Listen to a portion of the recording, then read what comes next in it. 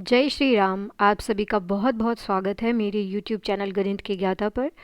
तो आज हम पढ़ने वाले हैं chapter 1 of NCERT book class 9th, जो है नंबर सिस्टम्स। हमारे 5 तरीके के नंबर सिस्टम्स होते हैं। सबसे पहला हमारा होता है नेचुरल नंबर्स। दूसरा जो होता है हमारा होता है होल नंबर्स। तीसरा हमारा होता है इंटीजर्स। और चौथी कैटेगरी जो हमारी होती है वो होती है रैशनल नंबर्स। और पांचवी और जो आखिरी कैटेगरी है हमारी वो है इरैशनल नंबर्स। ये सारे मिलके बनाते हैं हमारा नंबर सिस्टम।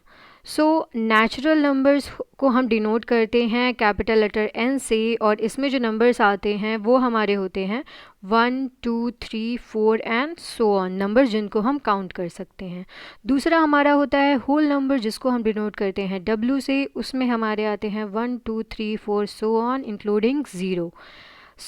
तीसरा जो हमारा होता है वो हमारा होता है इंटीजर, उसको हम डिनोट करते हैं कैपिटल लेटर जेड से। और उसमें हमारे आते हैं 0 1 2 3 4 and so on the right side of the number line, and -1 -2 -3 and so on the left side of the number line. चौथा जो हमारा रैशनल नंबर होता है उसको हम डिनोट करते हैं क्यू से। उसमें आते हैं हमारे 1/2 1/3 -1/2 negative side and positive side. Irrational numbers जो हमारे आते हैं उनको हम लिखते हैं, जो हमको p/q में नहीं डिनोट कर सकते, लाइक √2 √3 √5 सो ऑन। ओके, अभी हम ड्रॉ करने वाले हैं नंबर लाइंस। इसमें हम वही नंबर्स ले रहे हैं जो हमने नंबर लाइंस पे लिखे हैं, उसके बीच के नंबर्स हम नहीं ले रहे हैं, कंसीडर नहीं कर रहे हैं। तो हमारी 0 से लेके राइट साइड में 1 2 3 4 5 एंड सो ऑन हमारी होती है positive number line. -1 -2 -3 -4 and -5 left side में हमारी होती है negative number line. Okay, 1 2 3 4 and so on हम इसको बोलते हैं नेचुरल नंबर्स। ठीक है। और अगर हम इसमें ज़ीरो इंक्लूड करते हैं पॉजिटिव साइड में तो हम उसको बोलते हैं positive side of the line को होल नंबर। और पूरी की पूरी लेफ़्ट से लेके राइट तक की नंबर लाइन को हम बोलते हैं इंटीजर। ठीक है। सबसे पहले हम सॉल्व करेंगे example number 1 of the chapter, which is every whole number is a natural number. ठीक है। ये स्टेटमेंट हमें दिया गया है जिसे हमें प्रूफ करना है या जस्टिफाई करना है कि ये स्टेटमेंट ट्रू है या फॉल्स है। तो सबसे पहले हम जाएंगे नंबर लाइन पे। उस पर हम देखेंगे कि होल नंबर 0 से लेके राइट साइड में हैं, और नेचुरल नंबर्स जो हैं वो भी हमारे 1 2 3 एंड सो ऑन है। सबसे पहले हम नेचुरल नंबर्स लिखते हैं, which is 1 2 3 and so on. अगर हम ज़ीरो को भी इस एन में इंक्लूड कर देते हैं तो हमारा सेट बनता है, which is 0 1 2 3 4 5 and so on. Okay, तो ये हमारा सेट क्या होता है? ये हमारा होता है होल नंबर्स का सेट। अभी हमने जस्ट ऊपर देखा था अभी होल नंबर्स को। ठीक है, तो हम जो सेट है उसको हम कर देते हैं W से डिनोट। ठीक है, तो अभी 0 होल नंबर है लेकिन वो नेचुरल नंबर नहीं है। जैसे N में 0 इंक्लूडेड नहीं है बट W में 0 इंक्लूडेड है। ठीक है, तो जो ज़ीरो है वो हमारा होल नंबर है, नेचुरल नंबर नहीं है। So every whole number is not a natural number. ठीक है, तो जो स्टेटमेंट हमें दिया गया है ऊपर वो ज़ीरो को जस्टिफाई नहीं करता है। ठीक है, तो हम अभी स्टेटमेंट को लिख देते हैं फॉल्स। तो स्टेटमेंट जो दिया गया है वो है हमारा फॉल्स। ओके, तो अभी हम देखेंगे विच आर रैशनल नंबर्स। ठीक है, हमने इंटीजर्स देख लिए, होल नंबर्स हमें समझ में आ गए, बट रैशनल नंबर्स या रैशनल नंबर्स क्या होता है? ठीक है, तो rational numbers are numbers which can be expressed as p/q। ठीक है, तो ये p/q क्या बोला है भाई?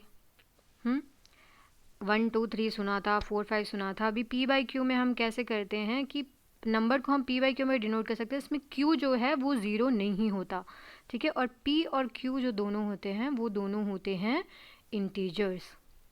ठीक है, तो हमें रैशनल नंबर समझ आ गया। अभी हम सॉल्व करेंगे एक एग्जाम्पल। ठीक है, जिसमें हमारा स्टेटमेंट दिया हुआ है every integer is a rational number. ठीक है, अब हम ये देखेंगे कि सारे के सारे इंटीजर्स जो होते हैं वो रैशनल नंबर होते हैं या नहीं होते हैं। ये हमारा स्टेटमेंट है जिसको हमें जस्टिफाई करते हुए बताना है कि ट्रू है या फॉल्स है। तो सबसे पहले हम लिखेंगे इंटीजर्स। इंटीजर्स क्या होते हैं? इंटीजर्स को हम काउंट कर सकते हैं, right? So integers are counting numbers along with zero, जिसमें positive side of the number line आती है और negative side of the number line भी आती है। ठीक है, तो इंटीजर्स हमें समझ आ गया, रैशनल नंबर्स हमें समझ आ गया। अभी हम लेंगे एक एग्जाम्पल, जैसे ए को हम ले लेते हैं 2, ठीक है, विच इज़ अ इंटीजर। अब इसको हम लिख सकते हैं, 2 को हम कैसे लिख सकते हैं? 2 को हम लिख सकते हैं 2 इज इक्वल टू 2/1, जो कि एक रैशनल नंबर है। कैसे कि इसमें इसको हमने p/q में लिख दिया, जो कि p is equal to 2, q equals to 1 and q is not equals to 0। ऐसे ही हम दूसरा एग्जाम्पल लेते हैं कि b इज इक्वल्स टू 11। अब 11 को भी हम लिख सकते हैं 11/1। सो कोई भी इंटीजर है उसको हम लिख सकते हैं एज p/q, जिसमें कि q इज इक्वल टू 1 लिख दो। तो अभी हम कोई भी इंटीजर को अगर हम p/q में रिप्रेजेंट कर सकते हैं तो वो इंटीजर सारे के सारे होते हैं रैशनल नंबर। क्यों? क्योंकि हम p/q को बोलते हैं रैशनल नंबर जिसमें कि q is not equal to 0। p and q both are integers. ठीक है, तो जो स्टेटमेंट हमें ऊपर दिया गया है विच is every integer is a rational number, that is true, क्योंकि हम सारे के सारे इंटीजर्स को रैशनल नंबर्स के जैसे लिख सकते हैं। तो अभी अगेन हम सॉल्व करेंगे example number 3 of the chapter, which is also an statement. We have to justify whether it is true और फॉल्स। तो the statement given is every rational number is an integer number. इसको भी हम solve करेंगे along with the examples के साथ हम इसको जस्टिफाई करेंगे। तो सबसे पहले हम एग्जाम्पल लेते हैं एक नंबर का which is 1/2, that is a rational number. उसको हम डिनोट करते हैं 0.5, ठीक है।